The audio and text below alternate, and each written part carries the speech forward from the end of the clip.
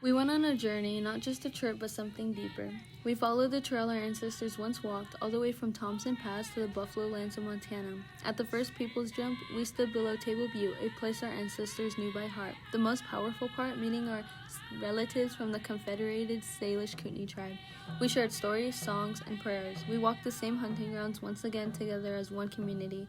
This trip reminded us of who we are, where we come from, and what it means to carry our ancestors with us. The first person we're interviewing is Alene Louie, who works for the Alene Tribe under the Natural Resources Department.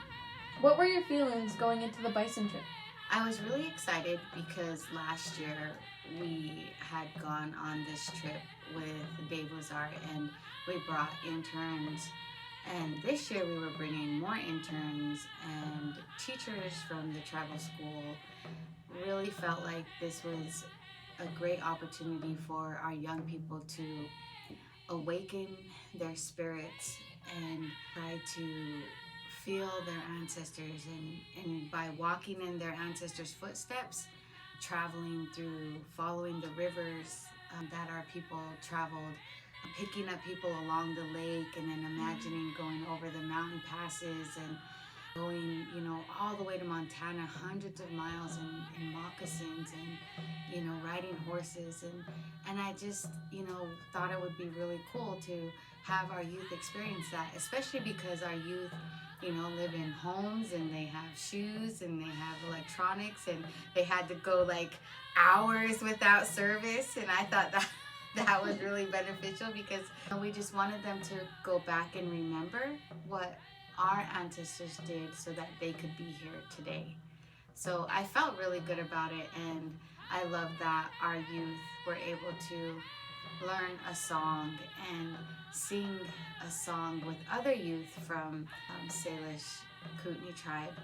And it just was really, it was amazing that we had so many people. And, part of the reason why I like this trip is because I want people to know that our people went to Montana to hunt our bison, and that's important, that our Aboriginal territory expands beyond our reservation and goes into Montana, and they need to know that that's a part of who we are as Sistichum's people. Our next question is, what were some of the most powerful moments on the bison trip for you? I think when we went into the bison range and we seen a bear, an antelope, a deer, bison, we seen a huge elk, and I just felt like, the animals were welcoming us back, like they showed themselves. And I think that's important, that, we are trying to connect to the animals, to the land, to the water, to the environment. And when our young people step out into these places, our ancestors can come down and wrap their arms around them and let them know that, they're still with them. And when, I wasn't able to go to the Madison jump, but all of our youth went. And sometimes when we step back, our youth have to step forward. And on top of that jump, Dolly started to sing, and Joyce joined her, and it made me really proud that our kids sang without me. Like sometimes I take the lead too much, and Creator made it so that I wasn't there so that they could step forward, and they did, and they all sang together, and I was very, very proud of that, and that made my heart very happy to hear that they did that. After speaking with Alene and Louie, we wanted to hear another side of the story, so here's what Sophia Allen had to say for the next interview. Chesla Squeetsum, it's Squeetstoy, Sophia Allen, Chinchichichums.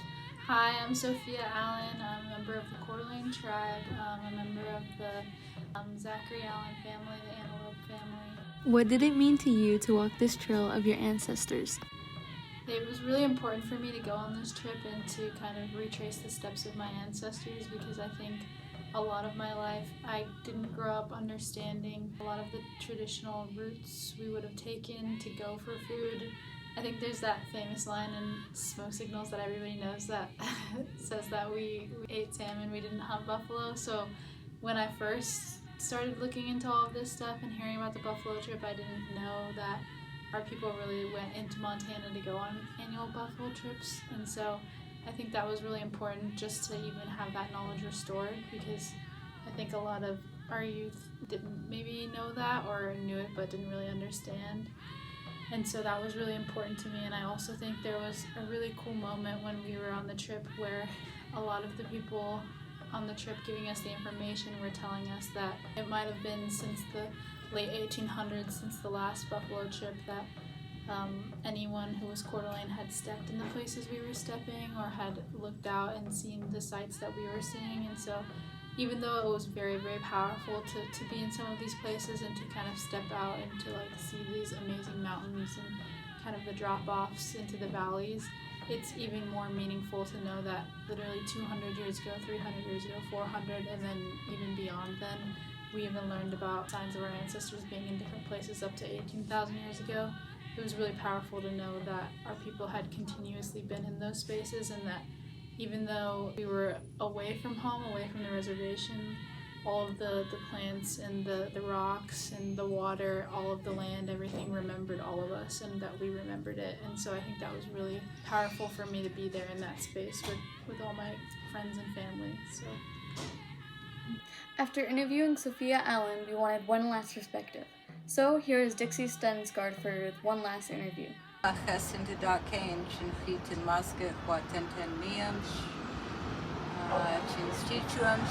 is Dixie Stensgaard.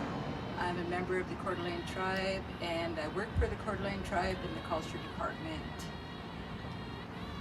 How do you hope this experience will impact the youth that were a part of it? I hope the youth who traveled the trail to the buffalo will realize the history behind those trails and recognize the ancestors that came before them that traveled those trails, and embrace the resilience that's been handed down, that's a part of who they are, so that they can face what this world has to give them and provide a foundation for them to walk in both worlds. What memories or feelings came up when you stood at places like Table Butte or the Bison Range? Memories or feelings? I have no memories of those places because I've never been there. I've heard about them through our archives and oral history. I've read about them while doing some research. But to actually stand there and to visually see places and walk in places that my ancestors have been, and known where my family kind of comes from, very, very moving. It fed the Indian in me and strengthened those ties. Very heartwarming, brought some tears to my eyes, so it was good. Lane lunch to you all. We are so grateful that we had the opportunity to give back to our community with this video of our experiences with the bison trip. I hope that this video inspires you to take a trip to Montana in some way, whether it's with a group or individually. Going on this trip was so impactful in so many ways. Getting to know where our ancestors tread, finding out who we are, and bringing back our old trails, this was truly a once-in-a-lifetime experience. We want to give a special limb lunch to each and every natural resources department that stepped in and gave us an opportunity to learn with them, especially Lavina Louie, Natalie Mullen, and Teresa Iwo for this internship opportunity and getting us up and out each morning to go out to learn and to have some awesome hands-on experiences. This video wouldn't have been possible without their guidance and leadership, so limb lunch to you all.